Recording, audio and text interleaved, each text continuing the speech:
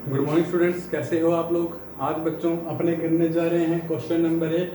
Question number 8 क्या कहता है? कहता है a train travels 360 kilometre at a uniform speed. कहते हैं कि एक ट्रेन है जो 360 किलोमीटर की डिस्टेंस कवर करती है एक यूनिफॉर्म स्पीड से। अब कहता है if the speed had been 5 kilometre per hour मोर, यदि इसकी स्पीड 5 किलोमीटर पर हावर ज़्यादा हो जाए, it would have taken 1 hour less for the speed same journey. तो इस जर्नी को कवर करने में उसको कितना टाइम लगेगा? पहले जितना टाइम लग रहा था उससे 1 घंटा कम लगेगा। Find the speed. तो बच्चों सॉल्यूशन है बहुत इसका आसान। आपको क्या कहा है? आपको गिवन है distance covered by train. Distance travelled by train लिख दो, कवर्ड बाय ट्रेन लिख दो, एक ही बात है 360 किलोमीटर।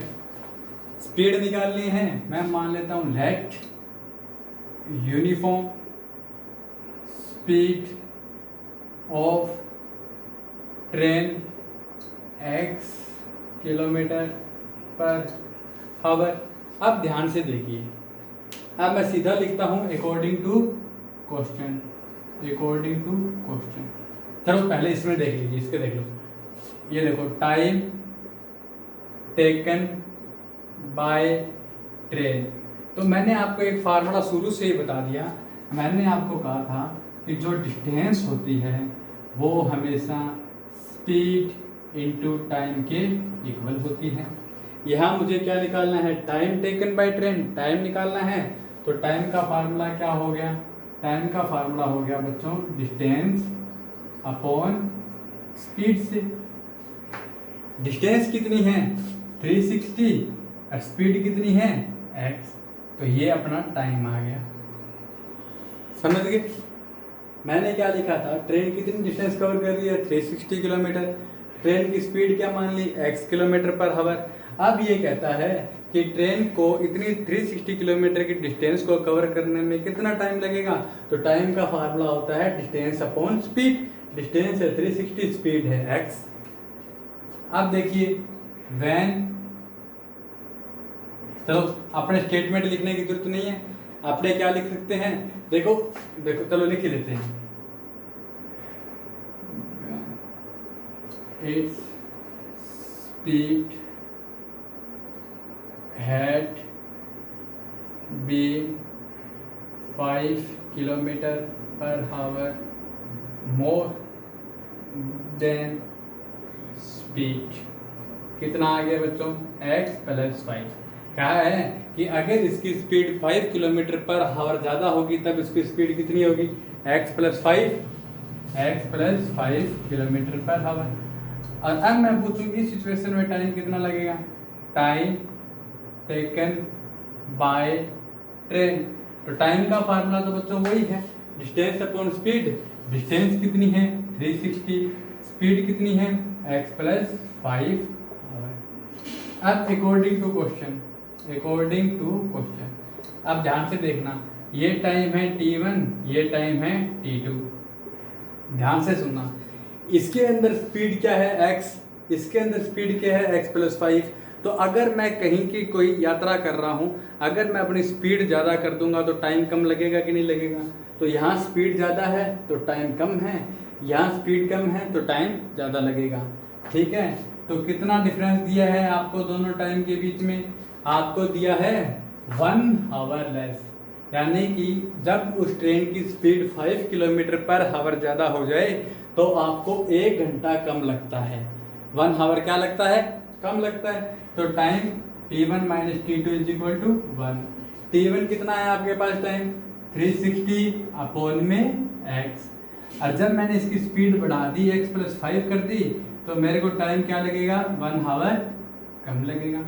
अब आपके पास दोनों इक्वेशन हैं, इसको एक इक्वेशन है, इसको सोल्व कर लेना। एक ही वेरिएबल में आएगी। कैसे? x और x + 5 का एलसीएम ले लिया = 1। अब देखो x तो यहाँ है ही, x + 5 का मल्टीप्लाई 360 से मल्टीप्लाई किया x का +5 का, बीच में क्या है? माइनस। अब 360 का मल्टीप्लाई किससे होगा? यहाँ क्या है, इसके अपोन में x प्लस 5, वो तो यहाँ पड़ा है तो x से हो जाएगा x। इसको सॉल्व करोगे तो ये आएगा बच्चों 360 x प्लस 5 का मल्टीप्लाई से करोगे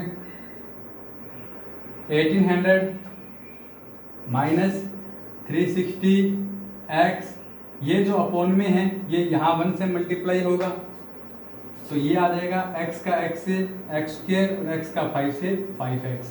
यहाँ से 360x से 360x कैंसिल आउट हो गया और इस 1800 को अगर मैं उधर ले जाऊँ तो मेरे पास इक्वेशन आ गई x square plus 5x minus 1800 और यहाँ से इसकी इक्वेशन आ जाएगी, इधर लिख लूँ इसको मैं x square plus 5x minus 1800 equal to 0।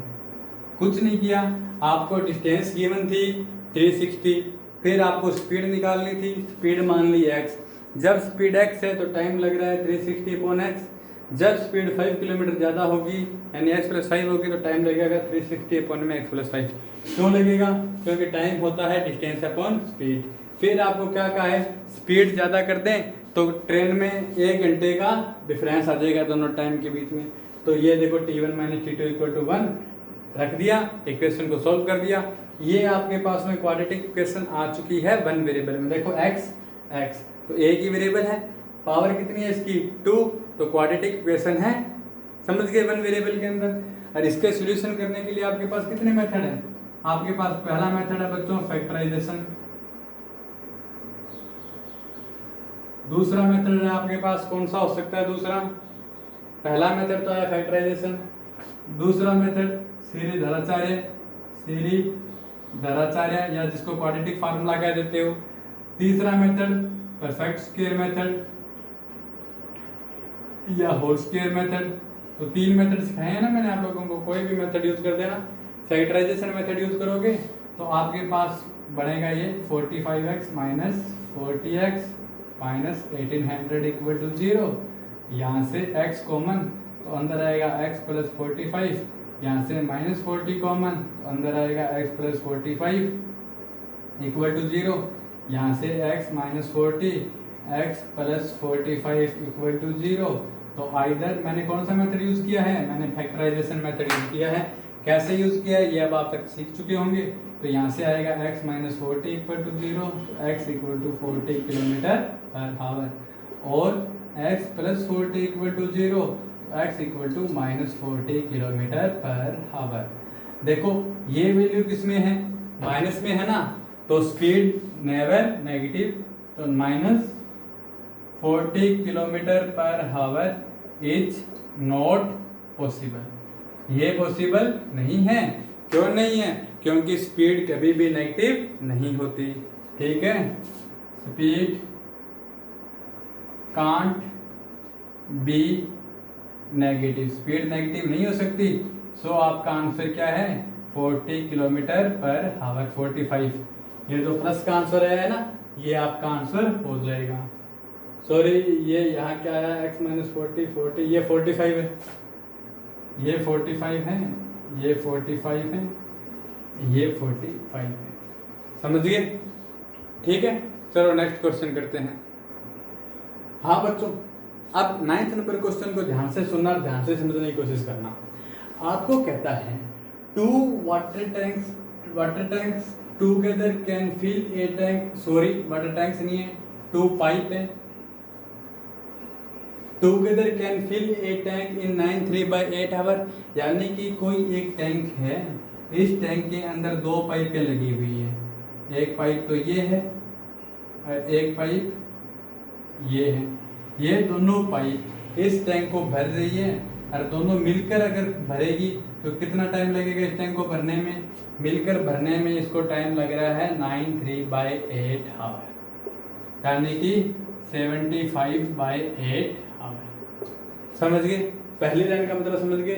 यानी कि 2 पाइप है, together can fill a tank in 93/8 hour. 2 पाइपें मिलकर एक टैंक को कितने घंटे में भर देती है? 93/8 आवर के अंदर।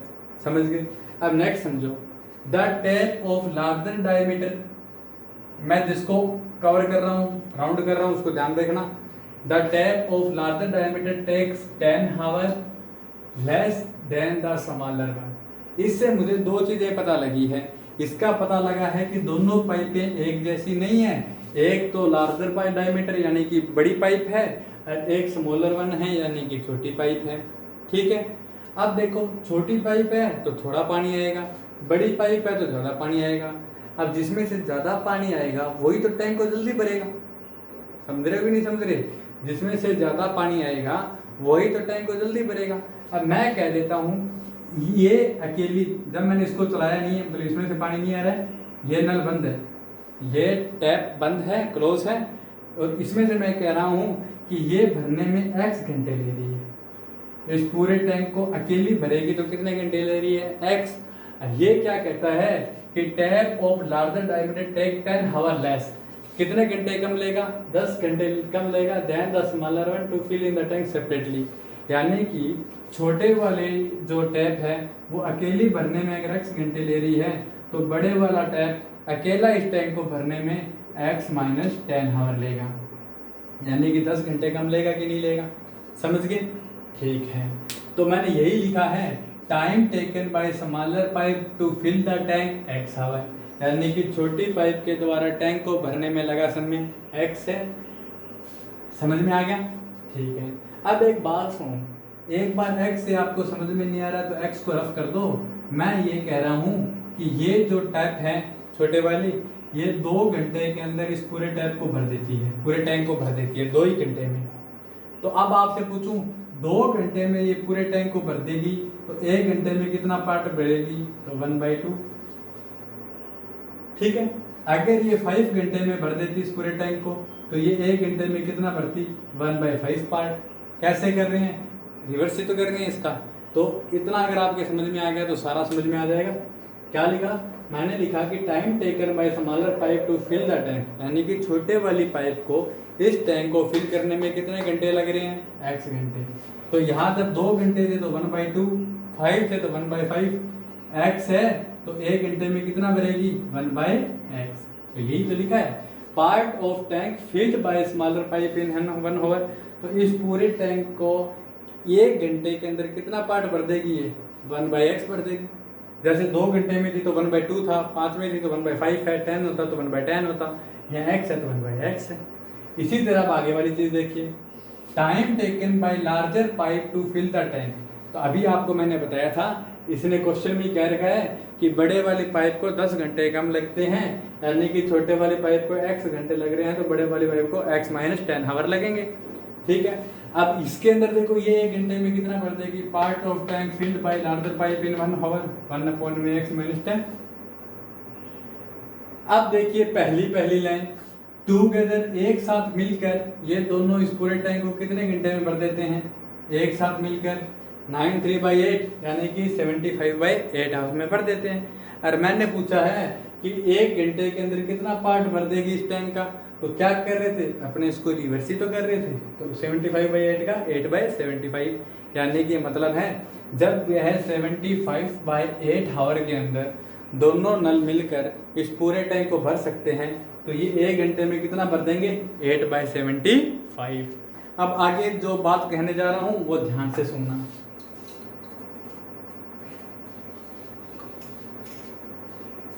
अकॉर्डिंग टू क्वेश्चन, अब ध्यान से सुनो, ये टैंक था, यहां एक बार मैं स्मॉल टैप ले रहा हूं, छोटे वाली टैप। ठीक है, छोटे वाली टैप ने 1 घंटे के अंदर कितना पार्ट भरा है? 1/x।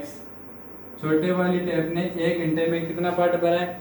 1/x। इसी के साथ मैंने बड़े वाली टैप भी ऑन कर रखी है, इसने 1 घंटे में पार्ट भरा है, इसका पार्ट भरा है 1/x, इसने 1 घंटे में पार्ट भरा है 1/x माइनस 10। मैंने दोनों टूंटियाँ एक साथ चला दी, इसने तो 1/x पार्ट भर दिया, इसने 1/x माइनस 10 पार्ट भर दिया। ठीक है, प्लस 1/x माइनस 10। और हकीकत में जब दोनों एक साथ चलते हैं तो इस टैंक का कितना पार्ट भरा जाता है? ये लिखा हुआ 8/75, 8/75। तो इसका मतलब 8/75, मतलब 1 घंटे में छोटे वाला नल जितना भरेगा, 1 घंटे में बड़े वाला नल जितना भरेगा, तो दोनों मिलके कितना भर देंगे 1 घंटे के अंदर? 8/75। चलिए ये मत कह देना सर 2 घंटे हो गए हैं। ये देखो दोनों मिलकर भर रहे हैं कि नहीं भर रहे, तो 1 ही घंटे के अंदर भरेंगे ना दोनों मिलकर। अब इस इक्वेशन को सोल्व करना है, ये आपका सारा काम होमवर्क है।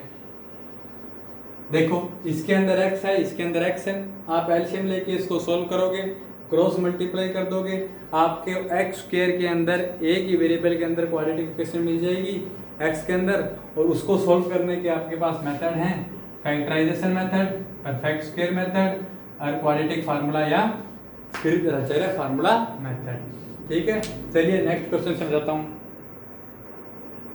हाँ जी, नेक्स्ट क्वेश्चन अपने पास ये रहा। ये क्वेश्चन बिल्कुल सेम है जैसे इससे रिलेटेड क्वेश्चन अपनों ने पहले किया है जस्ट। ठीक है, आपने क्या कहता है, ये कहता है एक एक्सप्रेस ट्रेन है, takes 1 hour less than a passenger train. ठीक है, to travel 132 kilometre distance between Mussoorie and Bengaluru. ये कहता है एक मसूरी है, एक बेंगलुरु है, इन दोनों के बीच की डिस्टेंस कितनी है, 132 किलोमीटर। तो मसूरी से बेंगलुरु जाने के लिए आपके पास 2 ट्रेन हैं। एक ट्रेन तो है पैसेंजर ट्रेन, कैसी ट्रेन है, पैसेंजर ट्रेन। एक ट्रेन कौन सी है, एक्सप्रेस ट्रेन।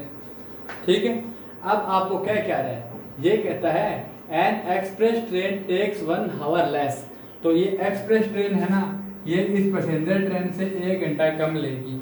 कहने का मतलब है अगर ये टी आवर लेगी, टी टाइम लेगी, तो ये लेगी t-1। एक्सप्रेस क्या करती है, 1 घंटा कम लेती है। चलिए ठीक है, इन दोनों के बीच की डिस्टेंस 31-32 किलोमीटर। अब बात करते हैं स्पीड की, ध्यान से पढ़ना। Average speed of express train is 11 kilometre per our more than the passenger train. तो मुझे स्पीड निकालनी थी, तो मैंने स्पीड निकालता हूँ इसकी, पैसेंजर ट्रेन की। मैंने मानी इसकी स्पीड है x, इसकी स्पीड x, तो इसकी स्पीड कितनी आएगी एक्सप्रेस ट्रेन की, इसकी स्पीड आ जाएगी बच्चों x + 11।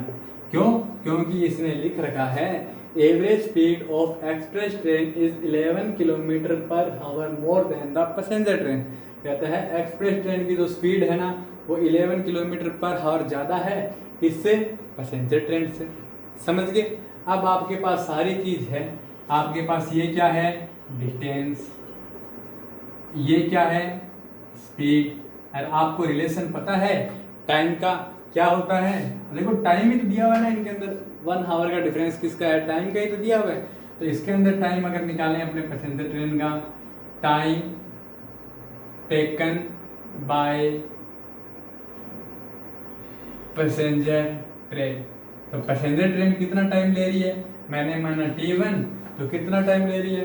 टाइम होता क्या है, पहले इससे जस्ट पहले से पहला क्वेश्चन करवाया था ना आप लोगों ने, 8 नंबर, तो उसके अंदर मैंने बताया था ना डिस्टेंस क्या होता है, डिस्टेंस होती है स्पीड इनटू टाइम। तो यहाँ से टाइम क्या आया, डिस्टेंस अपॉन स्पीड। तो ये लिखा है मैंने time taken by passenger train t1 equal to क्या आएगा, डिस्टेंस अपॉन स्पीड। डिस्टेंस कितनी है 132, स्पीड कितनी है x।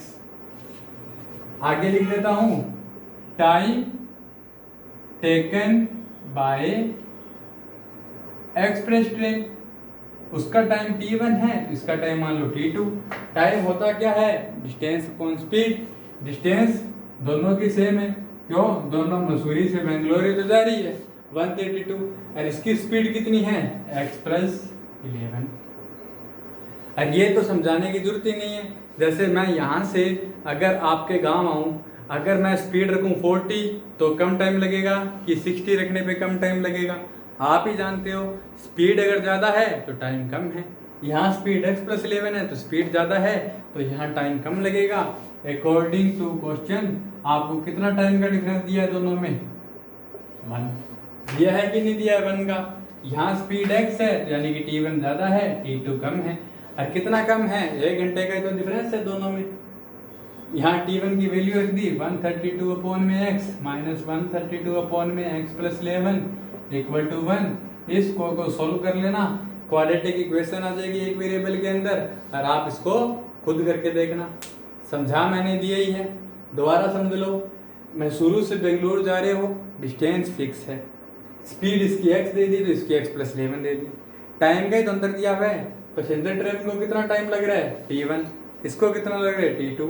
टाइम होता क्या है distance upon speed, distance 132 speed x distance 132 speed x plus 11। ठीक है, दोनों का टाइम है मेरे पास और दोनों का टाइम का डिफरेंस दिया हुआ है कि एक्सप्रेस को कम लगता है तो मैंने क्या कर दिया, पैसेंजर वाले में से एक्सप्रेस वाले को माइनस कर दिया, 1 आना चाहिए। चलिए नेक्स्ट करते हैं। सबसे आसान क्वेश्चन है बच्चों 11। इसके अंदर आपसे यूज किसका कर रहा है, स्क्वायर का। ठीक है, और स्क्वायर क्या होता है आपको पता है। स्क्वायर एक ऐसा पॉलीगन होता है जिसके अंदर 4 लाइन सेगमेंट होती है, सारी की सारी लाइन सेगमेंट या साइड इक्वल होती है और सारे के सारे एंगल 90 डिग्री होते हैं। अब क्वेश्चन करते हैं। क्वेश्चन कहता है sum of the area of 2 square is equal to 468 metre square, यानी कि स्क्वायर फर्स्ट ये रहा, स्क्वायर सेकंड ये रहा। इसका एरिया, इन दोनों के एरिया का सम, किसका सम है, एरिया का सम कितना आएगा 468 मीटर स्क्वायर। पहली लाइन ये तो दी हुई है, यानी कि इसका एरिया और इसका एरिया दोनों के एरिया का सम कितना है 468 मीटर स्क्वायर। अब देखिए दूसरी लाइन क्या कहती, इसने कहती difference of their perimeter equal to 24 metre square, और इनके पेरीमीटर का डिफरेंस क्या है 24। पेरीमीटर का डिफरेंस क्या है 24। अब बताओ पेरीमीटर किसका ज्यादा होगा, ये बड़ा दिख रहा है ना आपको तो इसका पेरीमीटर ज्यादा होगा, या इसको छोटा बना लो, अपने क्या लगता है ऊपर पड़ोसी तो ना, इसको छोटा कर लो। देखो ये बड़ा है ना तो इसका पेरीमीटर ज्यादा है, इसका पेरीमीटर कम है, बड़े में से छोटे को माइनस कर दो। फर्स्ट में से सेकंड के पेरीमीटर का डिफरेंस कितना है 24। आपको अब पता है एरिया का फार्मूला क्या होता है, आपको पता है पेरीमीटर का फार्मूला क्या होता है, आप क्वेश्चन सोल्व कर लोगे। स्क्वायर के एरिया का फार्मूला क्या होता है, एरिया का फार्मूला होता है साइड की स्क्वायर। पेरीमीटर का फार्मूला क्या होता है 4 इंटू साइड। अब मैं इन दोनों क्वेश्चन को सोल्व कर लूँ तो मेरे को साइड चाहिए, तो मैं दोनों क्वेश्चन की साइड मान लूँ, दोनों स्क्वायर की साइड मान ले। चलिए इसको करते हैं, करें solution. Let sides of both squares are x and y। मेरे पास दो स्क्वायर है ना, दोनों की साइड मान ली मैंने, एक स्क्वायर ये रहा, इसकी साइड है x, एक स्क्वायर ये रहा, इसकी साइड है y। अब अकॉर्डिंग टू क्वेश्चन लिख देता हूं। क्वेश्चन के अंदर फर्स्ट स्टेप क्या है, फर्स्ट स्टेप है sum of area of squares equal to 468 metre square. दोनों के स्क्वायर का एरिया क्या होगा 468 मीटर स्क्वायर होगा। अब इसका स्क्वायर, इसका एरिया क्या होगा x की स्क्वायर, इसका एरिया क्या होगा y की स्क्वायर इक्वल टू 468 फर्स्ट। समझ गए। अब मुझे क्वेश्चन देख के बताओ, इसके अंदर भी पावर 2 है, इसके अंदर भी पावर 2 है, ये तो क्वाड्रेटिक इक्वेशन है, तो क्या क्वाड्रेटिक इक्वेशन का सॉल्यूशन निकल सकता है, निकल जाएगा। लेकिन ये वन वेरिएबल का है क्या, नहीं है ना, अलग अलग वेरिएबल है, तो अलग अलग वेरिएबल हैं तो इनका सॉल्यूशन अपने डायरेक्ट वो फार्मूले नहीं लगा सकते। वो जो अभी किए थे 3 मेथड्स कहे थे वो नहीं लगा सकते, इसको एक वेरिएबल में कन्वर्ट करना पड़ेगा। और एक वेरिएबल में कन्वर्ट करने के लिए इसने एक लाइन और दे दी, कौन सा दे दिया, डिफरेंस ऑफ पेरीमीटर। पेरीमीटर का डिफरेंस कितना दे दिया बच्चों 24, कितना दे दिया 24। इसका पेरीमीटर कितना है 4 इंटू साइड 4x, इसका पेरीमीटर क्या है 4 इंटू साइड 4y। अब एक चीज ध्यान से सुनो, इसने ये बताया है क्या कौन सा स्क्वायर बड़ा है कौन सा स्क्वायर छोटा है, नहीं बताया ना, तो आपकी मर्जी है, आप चाहो तो इसको बड़ा ले लो, चाहे तो इसको बड़ा ले लो। इसको बड़ा लोगे तो 4y माइनस 4x लिख देना, इसको बड़ा लोगे तो 4x माइनस 4y लिख देना, इक्वल टू 24। यहाँ से आ जाएगा x minus y equal to 24। 4 common ले लिया इक्वल टू 24, ये 4 मल्टीप्लाई में है, वहाँ जाके हो जाएगा डिवाइड में 24 अपॉन में 4, यानी कि x minus y equal to 6। Substitution method सीखा था अपनों ने, यहाँ से x की वैल्यू आ जाएगी y प्लस 6, इसको नंबर 2 सेकेंड। यहाँ लिखते हैं अब आगे from second put value in first. x की देखो, x की वैल्यू मैंने क्या निकाली है y प्लस 6, तो x की जगह मैं क्या लिख दूं y प्लस 6 का होल स्क्वायर प्लस y की स्क्वायर इक्वल टू 4 6 8। ये हो गया y square plus 36 plus 12y plus y square equal to 4 6 8। कैसे? a प्लस बी की होल स्क्वायर का फार्मूला a की स्क्वायर प्लस b की स्क्वायर प्लस 2ab। यहाँ से देखो y स्क्वायर 2y स्क्वायर ये पड़ा प्लस 12y, ये 468 इधर आएगा, 432 रह जाएगा, ठीक है, माइनस का हो जाएगा ना, और 36 पड़ा है, इसमें से 36 को माइनस कर देंगे तो कितना रहेगा माइनस 432। 2 कॉमन ले लो, अंदर आ गया y square plus 6y minus 216 equal to 0, यहाँ से आ जाएगा y square plus 6y minus 216 equal to 0। ये 2 मल्टीप्लाई में आगे जाके 0 हो जाएगा। ये कोई नया काम नहीं किया है, अपने तीसरे और 4th चैप्टर से करते आ रहे हैं। अब इस क्वेश्चन को देखो, y है यानी कि सिंगल वेरिएबल की इक्वेशन है, और पावर कितनी है 2 यानी कि क्वाड्रेटिक इक्वेशन है। अब इसको सोल्व करने के मेरे पास मेथड है, फैक्टराइजेशन मेथड है, और कौन सा मेथड है परफेक्ट स्क्वायर मेथड, और एक कौन सा है क्वाड्रेटिक फार्मूला या श्रीधराचार्य फार्मूला मेथड। तो अब आपको करना क्या है, कोई भी एक मेथड का यूज कर लेना, आपके पास y की वैल्यू आ जाएगी, और y की वैल्यू आप फर्स्ट में रख देना चाहे सेकंड में रख देना, आपके पास x की वैल्यू आ जाएगी। और आपको यही फाइंड करना है कि इनकी साइड क्या है। अगर आप इसको सोल्व करके देखो तो अगर फैक्टराइजेशन मेथड लगाओ तो थोड़ा सा बता देता हूँ। इसके फैक्टर होंगे बच्चों 18y माइनस 12y।